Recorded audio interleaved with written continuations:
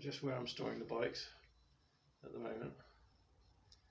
So there's a bunch through there.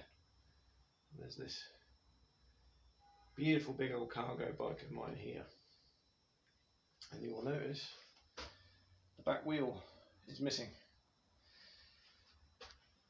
It's because I thought I got a puncture. And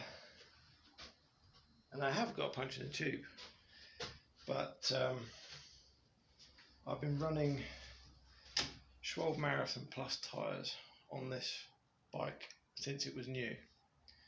The mileage on this bike is just over 13,000 miles. This is the first tyre that I've put on. The bike didn't come with these tyres, to be totally honest. I'd done about 50 or so miles on the bike before I swapped them over, because it came with some very cheap tyres that wallowed through the corners, especially with the length and weight of this bike. It's just horrible. And so I put these Schwalbe Marathon Plus on, and I'll show you the tyre in a minute. And I was thinking, oh God, I've finally, after 13,000 miles, got a puncture. But I don't think I have. I don't think it's due to the tyre. I think the tube has rubbed slightly on the edge of the valve hole. So it's down to the wheel, not the tyre. So yay! There you go. Now that is the merest hint of tread. And this tyre, I mean, bearing in mind, well, these days on the internet you can get Marathon Plus tyres for pretty cheap. I mean, they used to be like about 50 quid each, but now you can get them really quite cheap. Sorry, it's not focusing close enough. I've got nicks and things like that in. Here's a big one here, big one there. But the tyre itself has remained intact, and the hole is right there, just where my thumb is, next to the valve. That's where the hole is. Of course it's not focusing, but that's it. I'm just going to do a check for other holes, but yeah, we should be back on the road with this fella fairly soon, although I'm not using it at the minute. If I come through here, you'll see the rest of the bikes that are in here. There's the Dolores doors, the doors double edge tandem, 26 inch, like pretty much, yeah, all of my bikes are 26 inch. All of the ones that are here. The Courier, which is a little bit dusty, but clean up nicely. We're in the process of moving, and I'm not sure how much use that bike's going to be for my commute from now on. So that bike may be up for sale, probably minus the front basket. I'd keep that, but if anyone's interested in making me a sensible offer on that, let me know. I have the original owner's book for that, the booklet that came with it when it was bought, so that would be included in the sale as well. It is a nice original example, 1992, so the last year they were made, that one. The online inbred, God, that's mucky. My old mountain bike, but of course messed about with drop bars and thummies, different forks. I'll be keeping hold of that one for the time being. That bike over there I can't sell because that's Mary's, and she'd kill me if I sold that. Just drop the helmet on the floor. This one here, 1935 Rally Sports. lovely original condition, clearly well worn and stuff, but really nice. The only issue I've got with this one is that this one I don't really want to sell. I might end up selling it. I don't really want to, so it might go into sort of deep storage. The only problem I've got with this is the old K series hubs are much harder to adjust, much more fiddly to get right. So I can get all three of the gears. It's on one of these gear shifters. I can get all three, but only two of them will behave themselves. And I haven't quite got the cable tension exactly right to get all three working perfectly. But other than that, it's a beautiful thing. And it goes like a rocket, actually. It's ridiculously fast. So there you go. This is bike storage unit number 1. All the other bikes I technically own are either at my dad's house or at my brother's house. He's got one of mine. One of them I bought for him and gave to him, but he's got another one that was on loan, which is another mountain bike. But yeah, we'll run through this tyre now and then see where we're at. Just feeling for anything sharp that might have poked through. Best way to find sharp things is use your fingers. It's a great way to damage your fingers, obviously, but you know, it's very effective. Very effective. There's nothing poked through there. I've gone around here, and there's nothing on there either. So it's literally just that little hole by the valve.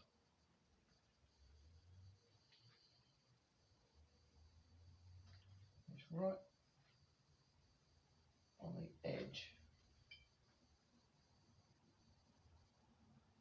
of where the circle of the valve meets the tube.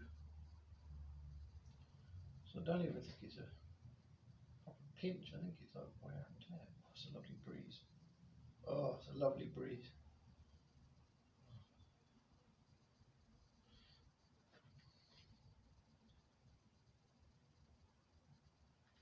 Patch that.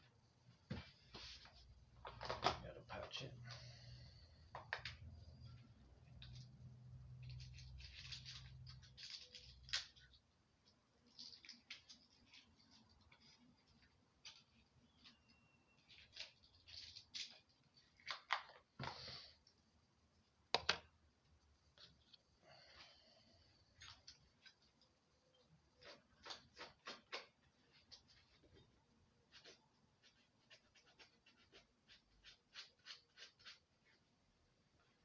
What I'm going to do with this though, I will put a brand new tube in. I'll just leave this one pumped up and see how it goes once I've patched it, because it's a faff getting the tube out.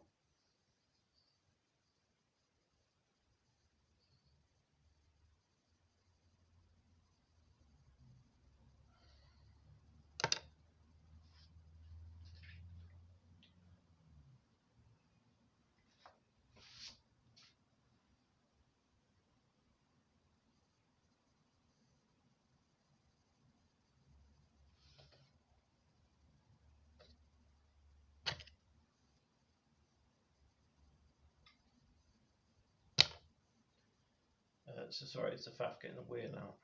That's what I meant.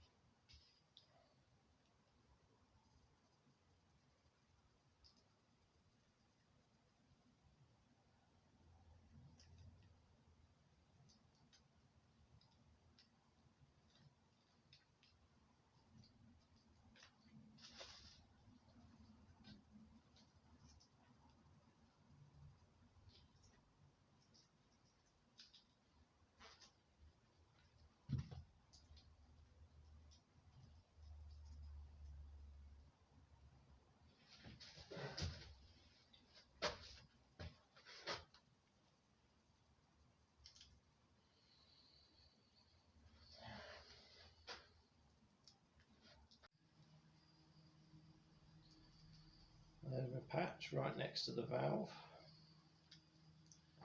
Just going to leave that now, a little bit of air in it to do its bonding. And put this tire and tube back on. Tire and new tube. Just going to run around the rim.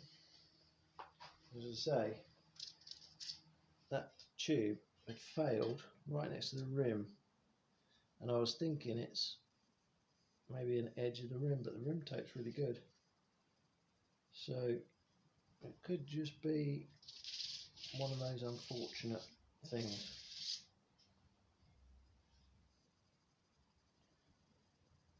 These are big old heavy wheels, these. It's on this cargo bike, the Ubermundo, version 3 Ubermundo to be entirely accurate. It's a 14mm solid axle, 7-speed, the old 7-speed screw-on freewheels. Now people sort of don't like these because they say that the bearings and things inside aren't as good as a free hub body and all this, because the bearings are actually inside this rather than in the axle or on the axle. But I just haven't found that to be the case. I've found these to be ultra reliable, and bearing in mind, I mean, you don't get the range of gears that you'd get with a free hub body, that's for sure, because the smallest sprocket on here is a 14 tooth, 14 to 28, I think that is. Or is it? Yeah, it's 28. So you don't get the range of gears. But with a triple up front, you don't need a massive range of gears here, and I don't ever need to be going whizzy fast. You know, this goes plenty fast enough for what it's designed to do. Now, as I say, this bike has done, let me just hit the button, 13,191 miles. This is the third of these that I've had. So they've done, this one's done about 1,000 miles. The other two did about 6,000 miles each. So that's pretty reliable, and they never let me down. Rain, wind, snow, sleet, hail, ice, never let me down. I never had the bearings break, never had anything like that. They were still running fine. All the bearings were still absolutely fine when I came to swap them over, because the teeth, the gaps between the teeth had elongated, the teeth had worn, and so it was starting to get, you know, clunkier on the gears and stuff like that, changing. So they never let me down. The other advantage that you get on these, with 14 being the smallest you've got, it puts less wear on your chains and things, because your chain is always engaging with at least 4 teeth. It's always pulling on at least 4 or so teeth. Whereas when you get down to sort of, let's say it's an 1132 or whatever it might be, or a 1232 even, you're engaging less teeth when you're in this small gear, and so it puts massively more wear on your chain and the sprocket teeth. So,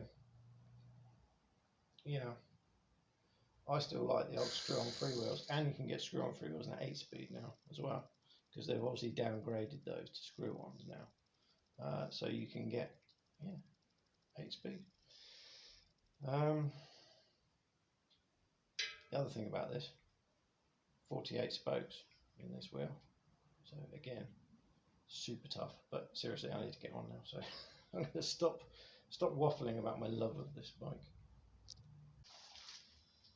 YouTube. I've just got out blooming Presta. They're all Prestas, bugger. I might have to put in the old one. Only because the valve hole on this, I don't have an insert for it, so it's a Schwalbe. Not a Schwalbe, a Schrader valve.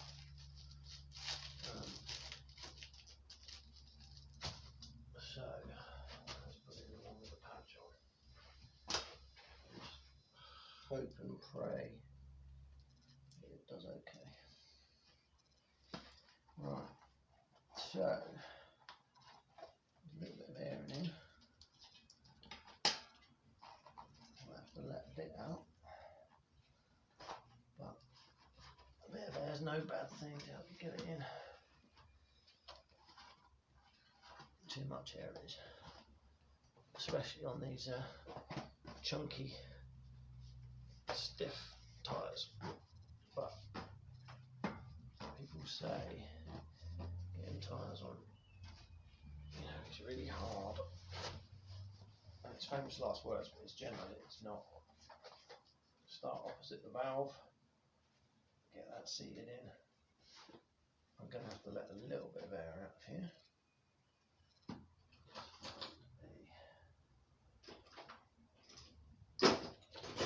Find a pokey thing.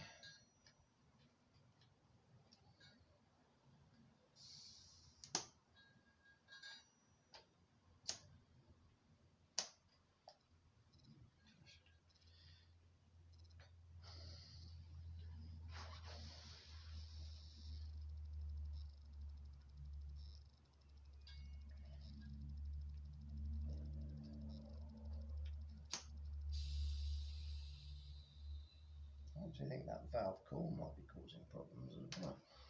That might need changing. But look at that, straight on.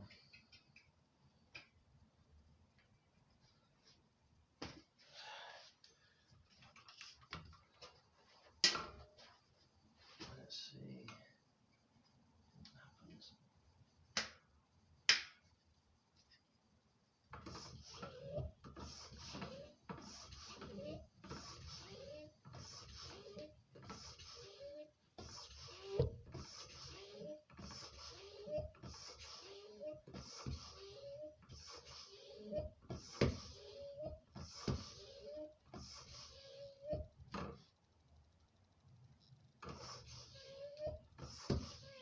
The test for the valve core will be, I'm going to take it, pump it off.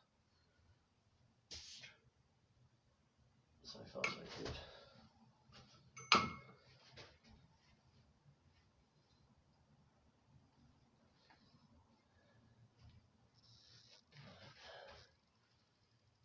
Did I have a dust cap? Probably not. And this could be part of the problem.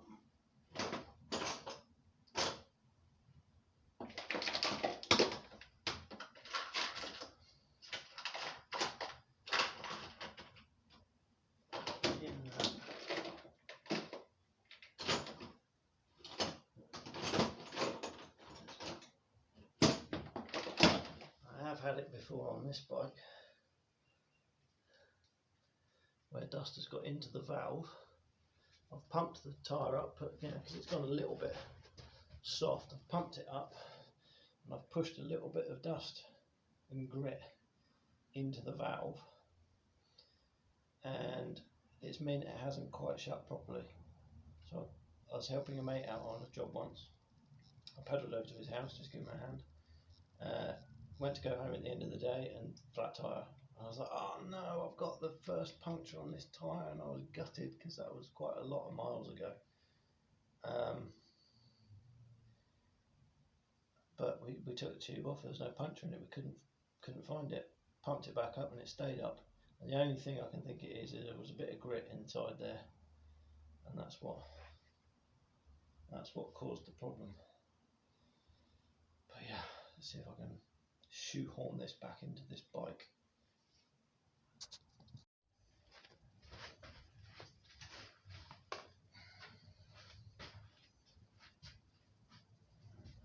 This is the most awkward bit.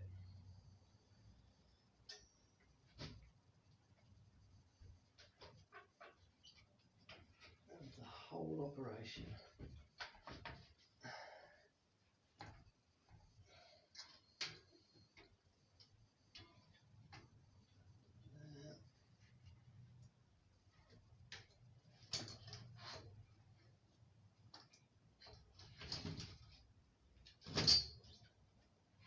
This is precisely why I wanted Oh, it was a valve cap. Just found it. Put that back in.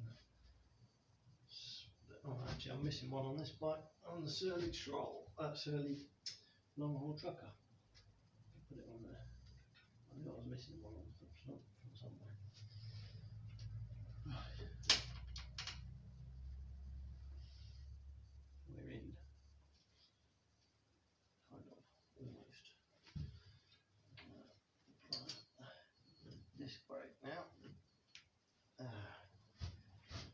When this bike came, that's got it. When this bike came to me, it had V brakes on it, and they were cheap V brakes. And a friend of mine, Adam, and I had gone for a pub ride, and we'd gone out. He was on the back. We were taking turns pedalling, and we were coming home from the pub, which was over near Wendover, in the hills behind Wendover. Met up with some friends. 14mm axle, 19mm spanner.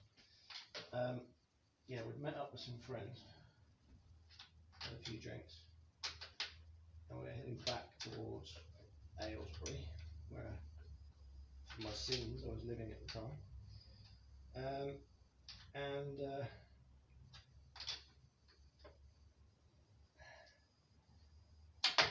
There's a hill where they do a local hill climb.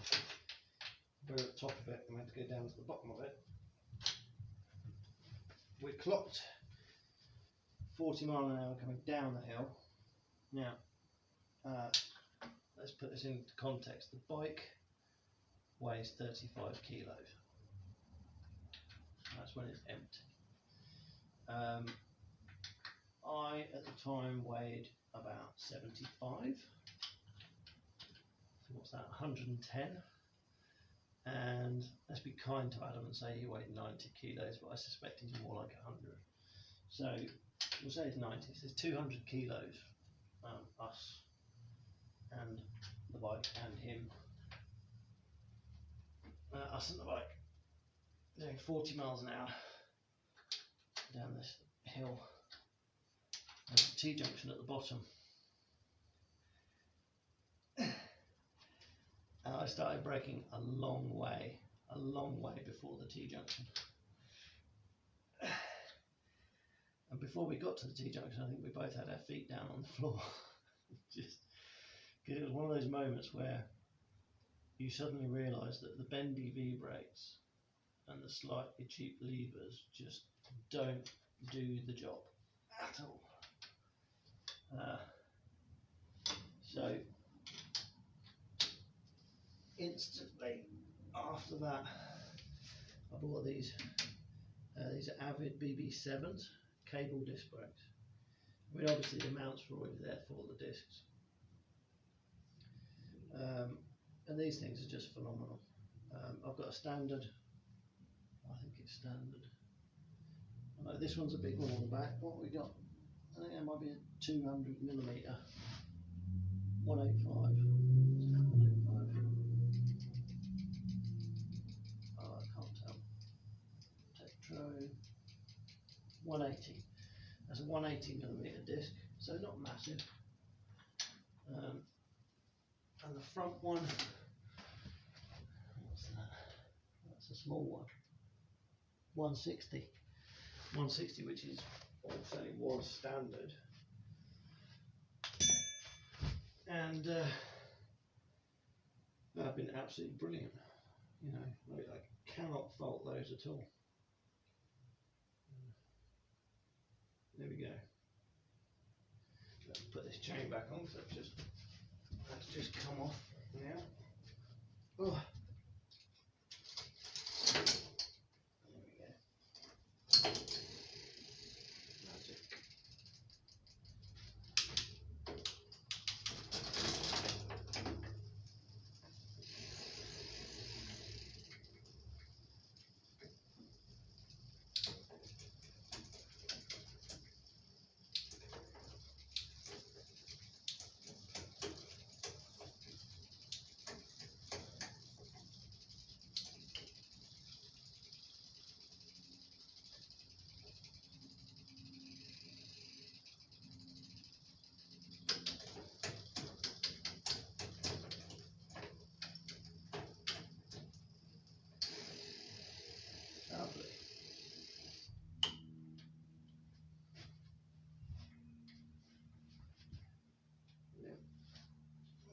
on the road.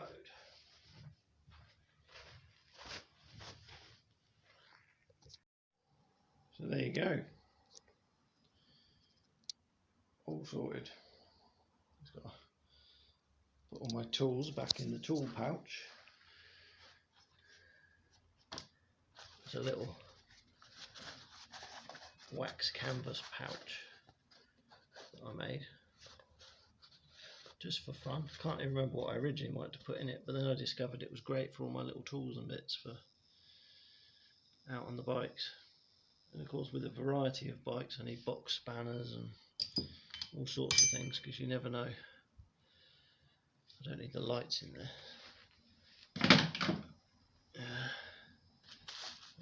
Yeah, pump, all those bits. It's an ideal little bag for those. Over here, the long haul trucker. This bike I've still got to do a little bit of work on, but this is going to be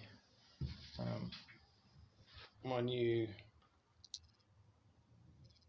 most of the time riding bike, simply because Mary and I are going to be moving in a few weeks' time, and my commute to work is going to get longer and an awful lot hillier. And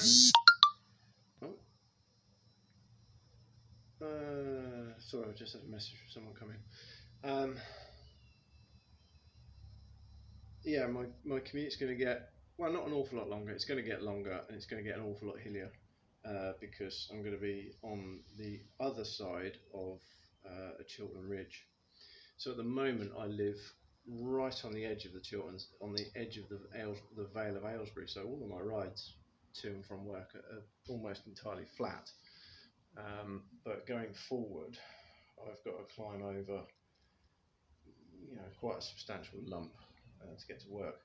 The great thing is that at least one of my rides, or two, there's two rides I can do that are, one's about 70% off-road to the manor house where I work, one's about 80% off-road, and then obviously through the winter months I'll have to go pretty much 100% on road because the Chilterns just get really greasy, because obviously you've got chalk, you've also got flint, which is not great to fall on, and then when you're not on those two substances, you're on really heavy clay, so it's far from ideal for riding off-road in the winter. But through the summer months, spring, summer and autumn, end of spring, summer and early autumn, it's all really good.